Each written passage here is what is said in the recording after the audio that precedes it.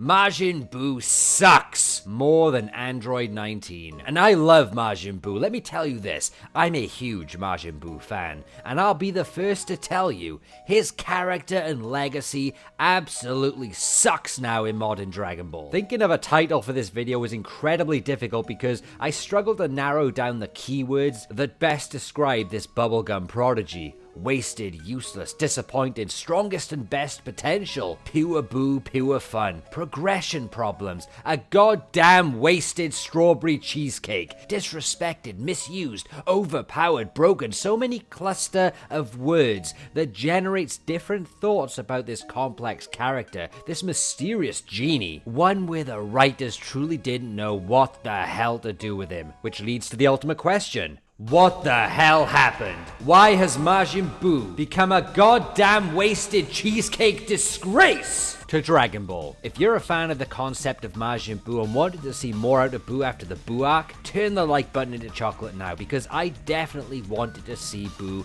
get more focus rather than being Mr. Satan's fat, lazy pink dog. Yes, I'll be giving a lot of praise to the concept of Buu in this video and his skills, but to hell with you if you think I'm going to applaud how he was actually handled, especially after the Buu saga. Let me first address the big pink elephant in the room. The number one reason why I absolutely despise Majin Buu's portrayal and reputation these days: Dragon Ball Super. The glorious writers of Dragon Ball Super that just completely wasted Majin Buu in every single arc of the anime. Oh my goodness. Slim Buu, what an amazing piece of progression in terms of the fighting department for Majin Buu. The fat blob who does nothing but sit around, eating all day with Hercule. Now he's training for a tournament of power, and we get to finally see a serious Majin Buu kick some ass for once in this goddamn series, after they spat on his character during the Universe 6 tournament and a short exhibition fight. Yes, we get to see Buu finally, after all he does is sleep, and the writing can finally stop milking hair color swaps for Saiyans to sell toys. Tournament of Power Buu, here we come, baby.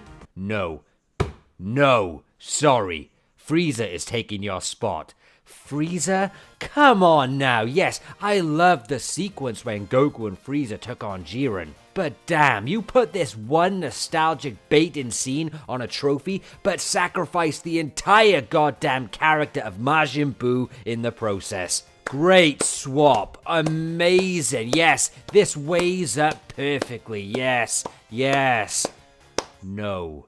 Majin Buu had one moment of progression, Slim Buu, and a bloody promising one. Then they stripped it away with another cop-out move and turned him fat once again. That's Dragon Ball Super for you. Excellent ideas, but incredibly poor execution. Some say this about GT, but really, it applies way more to Super. In GT, he did way more. He single-handedly protected Hercule and Pan during Baby's invasion, which led to Super Saiyan 4, the flagship form, because Pan was able to bring Goku to his senses. Without Buu protecting her, that wouldn't have happened. Buu also completed his arc, having the guts to go back and fight Baby when Baby was mopping the floor with everyone. And after completing his arc with Oob like poetry, it led to power almost rivaling Super Baby 2. That's an incredible power up. This also led to Majin Oob purposely getting absorbed so he could help from within, which indeed allowed Goku to go full Power Saiyan 4 later on.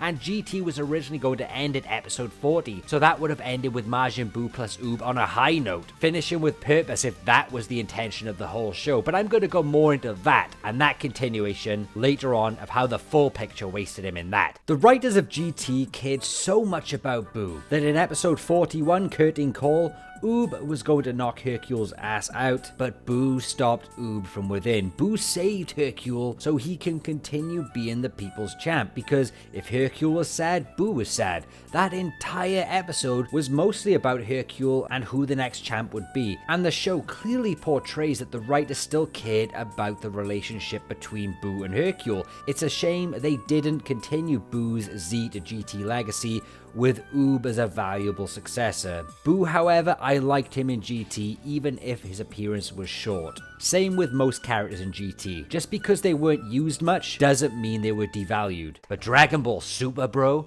He bloody sucks. With it being clear as day, they don't know what the hell to do with him, and Slim Buu was proof of this. What a complete goddamn waste. Gotta sell those Ultra Instinct toys. Screw Goku, Slim Buu beat his ass. Something tells me the writers backed themselves into a corner and feared how broken and overpowered Buu was. But if you look at all the broken crap in Dragon Ball anyway, especially the Tournament of Power, Buu and his chocolate beams would have been insanely entertaining to watch. Can you imagine Ribrianne getting turned into a chunky Kit Kat? I would have loved to have seen the Pride Troopers get turned into a box of Cadbury's Heroes. That's what they all deserved. So much shit in the Tournament of Power that I didn't even care about. This guy Buu had so many fun ways of being used in battle. Hell, in the manga, the Moro arc, with the whole story of his past, the Grand Supreme Kai, the God Key inside Kid Buu. Does anybody actually give a damn about any of that? Think about it. Think about it now. Buu had a moment in the manga where he took on Moro, not even final boss Moro, so no big deal. But yet that was nice and fresh to see. But again, it amounted to nothing for Buu alone. All the story did was use Majin Buu as a vessel to heighten the story of the Grand Supreme Kai. God Key and Kid Buu, nobody cares about Buu there. It's just to reinforce that Oob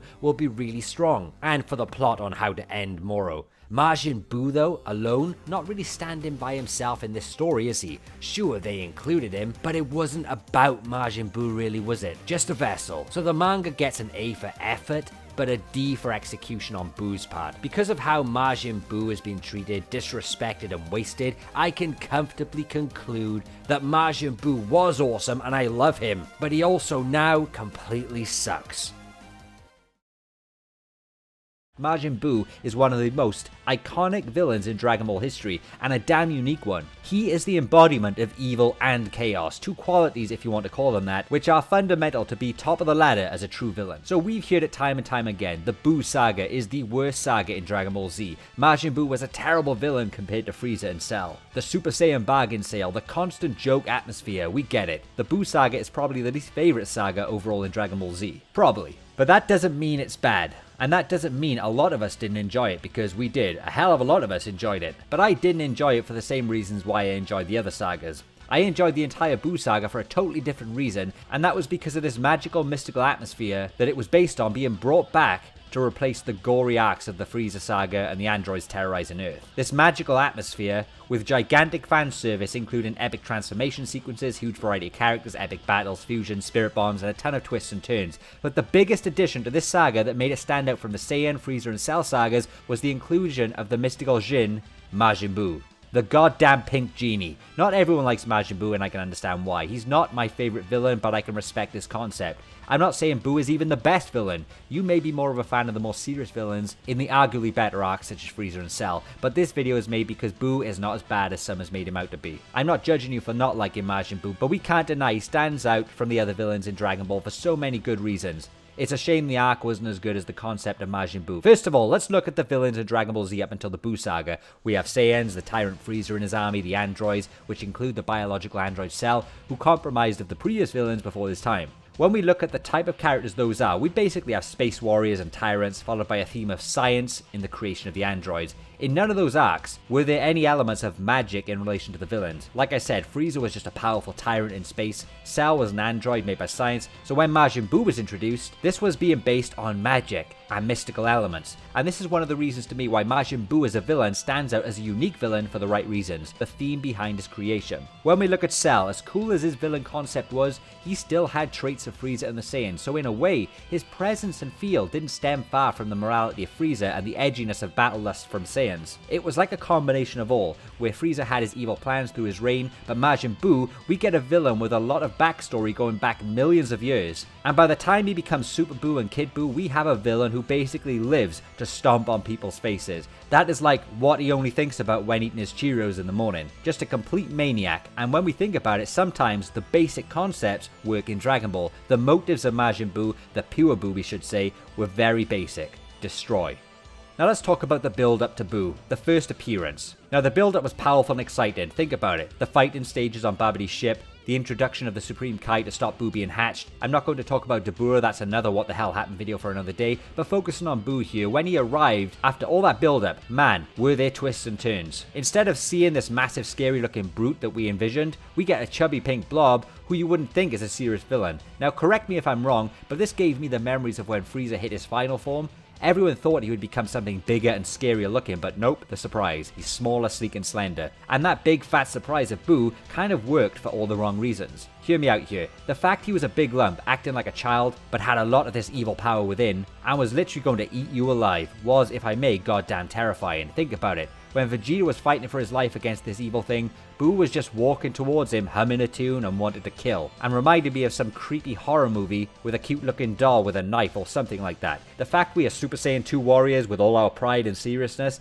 having a fat child with almost unlimited power sit on you, laughing and punch your face in, not caring he's caving your Super Saiyan skull in so you can't go home to your wife or child, is actually frightening. Think about it. So I defend Majin Buu for this appearance. The out-of-the-box appearance on his first arrival. It was different and set it apart from the other villains. We really didn't have any fat villains before this. Serious villains, not like Dodoria, unless we count Cell exploding. So Buu's appearance wins here in terms of uniqueness from the previous. And he's pink. How can we not love that? Totally separates him from the big main villains. Now in terms of his abilities, regeneration, okay, we had this with Cell, but if I'm honest, seeing the regen on Buu works so much better and with more of a fluid nature. He's a goddamn bubblegum, and the pink regen looks neat, but his abilities, turning his enemies into food, again, is terrifying, because it makes a mockery out of the opponent as well. Think about it, Buu could waste you with his raw power alone, but the fact he takes away your dignity with a candy bar move is devastating to a warrior's legacy and pride. He's not like Cell or Frieza in that he just wants to assert his dominance.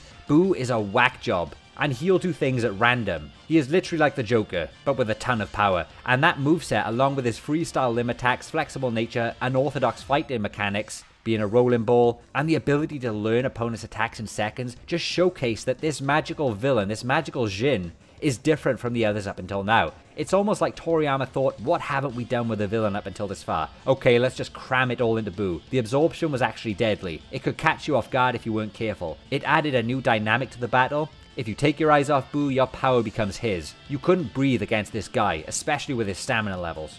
So we get to his forms and his progressive growth. We could say this is similar to Cell, but I totally feel Buu's growth was a bit more of a wacky roller coaster and more interesting and unpredictable. With Cell, we knew he had to absorb the androids, and we knew he was going to evolve and had an expectation of his power increase. But Buu, we didn't know what the hell was going on each time he absorbed somebody, or transformed. Fat Buu splits into Evil Buu, then Super Buu, then various absorptions of Super Buu, including the unexpected absorption of Gotenks, Piccolo, and Gohan, and finally, the totally unexpected Kid Buu, which even Goku and Vegeta were shocked at. Each transformation totally took us by surprise, adding the magical feel to this beast, not to mention Buu's previous jacked forms in the days of the Kai battles. We didn't know if Buu was going to get weaker or stronger depending on who he absorbed, as shown with some of the Kais by gaining somewhat of a kinder heart, and of course with Gotenks and the fusion wearing off. And each form had its own unique moveset, from Galactic Donuts to Genocide Blast to the Destruction Ball. Buu had a variety of forms to keep any fan interested. I'm pretty sure every Dragon Ball fan has a favorite form of Buu, no matter if they disliked him as a whole.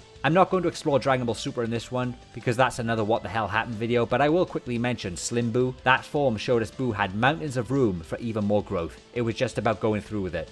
In terms of his allegiance, it was mostly chaotic. But the fact Buu absorbed a number of characters changed his chaotic levels. For example, Piccolo, Goten, Trunks, Gohan, the Grand Kai, this nerfed the insanity of the original Kid Buu. But seeing that bond with Buu and Mr. Satan was also impactful, especially when Buu became Super Buu. There was still an ounce of care for Mr. Satan, even in that horrendously scary Buu. To the point even Videl was used as a reason to give Piccolo and the boys time to prepare. Super Buu listened. Little elements like that added something interesting to a straightforward evil character. But being evil wasn't just it. Buu also enjoyed lots of fun in form of fighting people as strong as him. We could say that is similar to Cell, but Majin Buu is galaxy stronger than Cell, and this guy was made to be the strongest in the universe, and would get very bored if there was nothing challenging. Thus, when Super Saiyan 3 hit the scene, Fat Buu was actually having fun. And of course, Super Buu had the goal of testing out Gotenks and of course Gohan. I thought this was good pacing to have that with those Buus, as it helped the arc have some really awesome battles including Vegeta, Goku, Gotenks, Gohan, Vegito. But when it came to Kid Buu, there was no mercy. This guy was just wild. It's like, right guys, the time is over. Let's end this. He just wanted to hurt people and laugh at it. But when we think about it, the dude, as evil as he was, had some pretty solid comedy moments as well. That balance was genius. Pun intended. I haven't talked about his backstory in detail, which adds a lot of depth and gave us a link to much more in the Dragon Ball universe.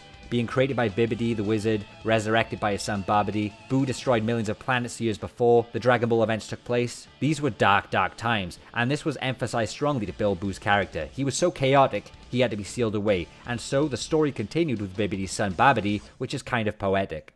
I also like how the evil Buu looked menacing, showcasing the evil inside Buu. Each Buu expressed how he was going to fight. I preferred Super Buu, he was my favorite, like an adult version of Kid Buu, a little less chaotic, but still had that potential to be super evil. But because of that, he was more frightening because he would let that fear build up inside you first. He knew what the hell he was doing. Think about how much Majin Buu has made the hero suffer both mentally and physically from the start to the end of the Buu saga. The thought that Gohan was dead, Vegeta dying, the pain everyone experienced, killing nearly everyone on Earth, turning Chi-Chi into an egg in front of Goten, torturing Gohan after taking his little brother and mentor, playing little mind games, and just finally obliterating the Earth. That's a horrible being. If you think about it, he actually carried out what a villain was meant to do in Dragon Ball all along. He is all about actions rather than talk, and I can respect that. So I ask you scholars, do you like Majin Buu? Do you like the concept of what he was meant to be? Do you like the fights he was in? His moves, his forms? Tell me something I've missed which you liked. Tell me what you liked about him, and do you think he is a good element to the Buu saga? Obviously, we're not talking about the Buu saga as a whole, just Majin Buu as a villain. Buuhan's Universal Plus feat still stands in the Z anime.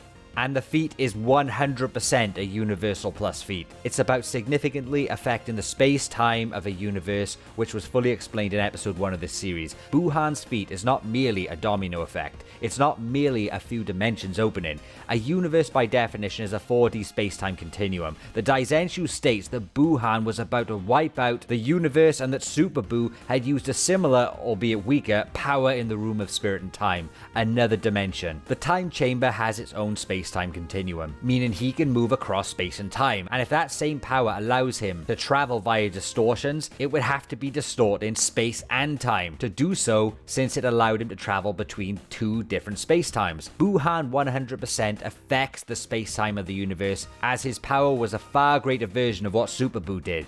Vegito even says the universe will be crushed by alternate dimensions. Think about it, every dimension has its own space and time, and Buuhan is combining them to crush another. Even Dende said at this rate, the walls between dimensions will break down. Look at it this way, let's say a house is the universe. If I destroyed all the contents in the house, and also destroyed the supporting beams and foundations of the house to make the entire building crumble down into destruction, am I building level? Yes I am. I got the job done. Buuhan's way is just unorthodox, and Buuhan is building level confirmed. But I hope this helped clear that feat up. It significantly affects the space-time of the universe and is Universal Plus.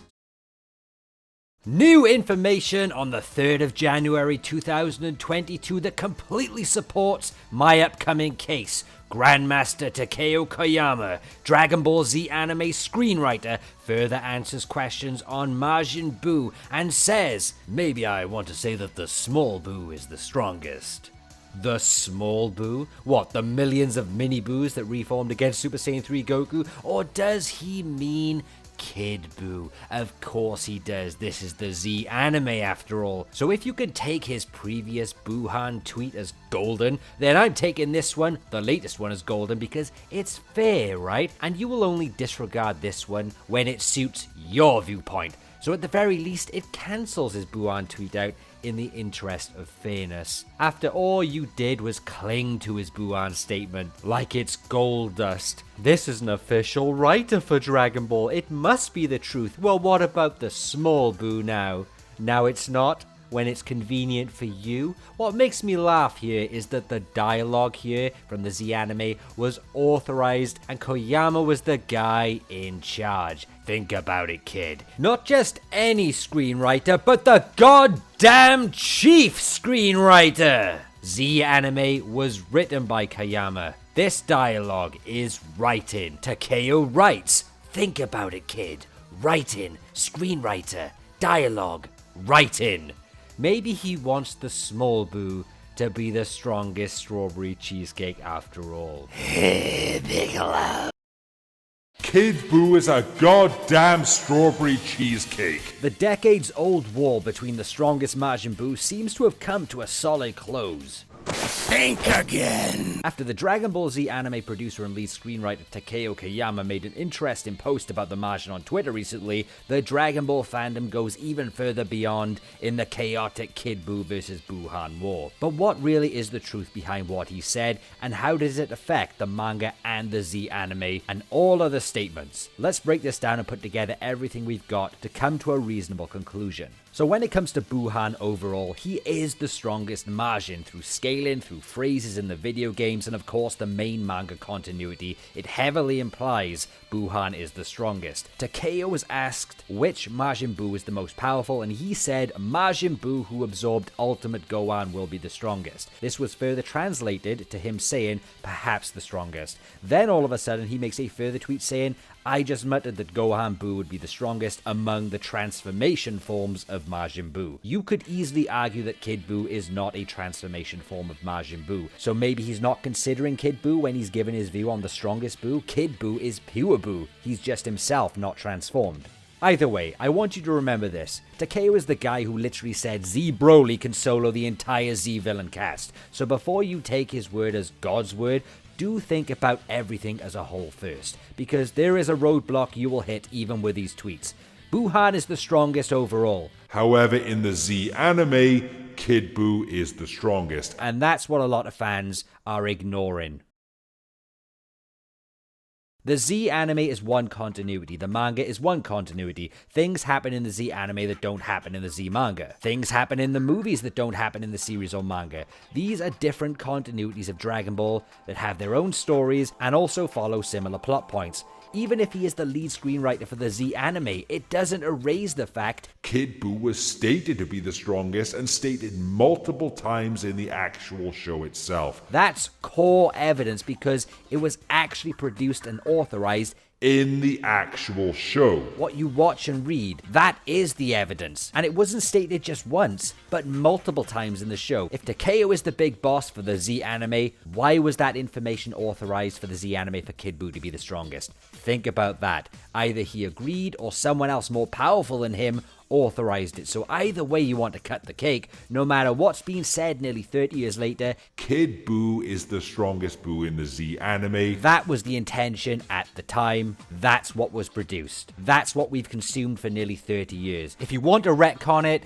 go ahead, but you'll have to create a new show. And that's what a lot of fans are misunderstanding. Buuhan is the strongest overall, but not in the Z anime due to the way the plot and statements work. You cannot change what's been consumed over 30 years. The original Z anime is never going away, and every time you watch it, it will say Kid Buu is the strongest. That is the story that's going on, along with an interview with Akira Toriyama implying Kid Buu is the strongest by concept, not correcting the interviewer's interpretation of Kid Buu being the strongest too, plus tons of material and sources implying Kid Buu is the strongest for that extra support if you want it. This really is a never-ending war, but as long as you know which Buu is the strongest in certain continuities, you don't have to have a war. Does it make sense Kid Buu is the strongest in the Z anime? No. Kid Buu being the strongest in any continuity is ridiculous.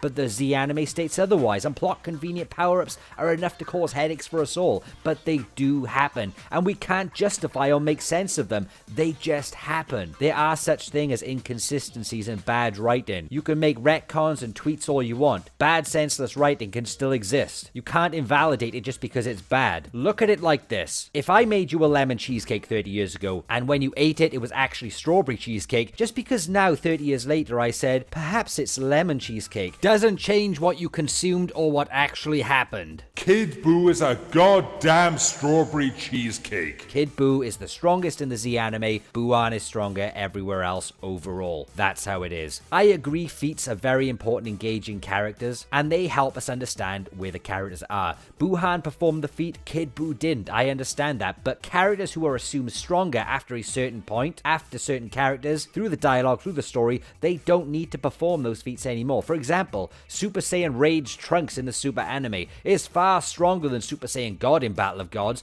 Trunks never produced shockwaves like Goku, but we know through dialogue, story and scaling that he is more than capable of that level of power. So for Buuan to be greater than Kid Buu in the Z anime, the feat argument is irrelevant here due to multiple statements of Kid Buu surpassing all Buus before. He's capable in a power sense. Now with the supported power scaling, I cannot argue with you. It makes perfect sense Buuan is the strongest through scaling. But in the Z anime, there is something called plot convenient power-ups. Even in Dragon Ball Super, Kaioken Goku took on Merge Zamasu alone and overpowered him after fusion. That's a plot convenient power-up that makes absolutely no sense. But we consider it and apply headcanon for Goku's growth after fusion. Things just happen. Yes, Takeo is the lead screenwriter. He said Buuan is the strongest overall. But did he clarify anime or manga? No. Has he responded to the Kid Buu statements? No. This is 30 years later. The product has been out that long. It would go against the intentions at the time. Whoever put that dialogue in the final product obviously has more ground and rank to do so. Toriyama's interview, yes, it would be incredibly unfair to discredit this, but credit Takeo instead. That would be insanely biased, and it would be insanely biased to assume he's only talking about Frieza because there was a picture of Frieza on the page, but there's clearly no other space to fit other characters. And this is first form Frieza. He's not even the strongest Frieza. That would be terrible to assume that. Furthermore, the interviewer brought up Buu being the strongest. Toriyama responded as whole and answered the question without any correction of that question. This is a solid piece that shows intention of the character of Kid Buu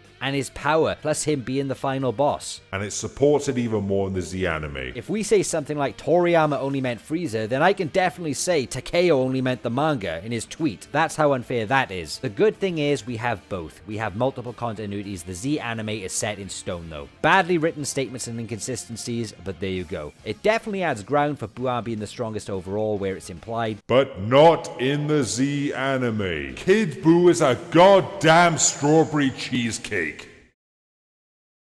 And maybe you could invalidate one statement or dismiss it in error, but multiple statements multiple times? No, it's set in stone. In the Z anime. No matter what someone says, no matter if it's Akira Toriyama, it doesn't change what's happened in the actual show 30 years ago. Maybe this opens up for the retcon of Kid Buu being the strongest because he had God Ki, but didn't know how to use it. So the Kid Buu vs. Buuan war will still continue, but the truth is, it really doesn't have to, because it's clear as day Buuan is the strongest overall. Except in the Z anime. The champion is Kid Buu for the Z anime. And if you base any videos off the Z anime, you can definitely use Kid Buu as the strongest Buu. And is my Dragon Ball GT Power Scale series safe? Of course it is. All I'm doing is scaling the characters from Kid Buu versus Super Saiyan 3 Goku. It's just a landmark I'm using. That does not change. If you want Buuan to be the strongest, you can. I'm still scaling from Super Saiyan 3 versus Kid Buu. It makes absolutely no difference. So for anyone who thinks my GT Power Scale is ruined, think again. But even with Takeo's tweets, nothing has changed. Kid Buu is a goddamn strawberry cheesecake.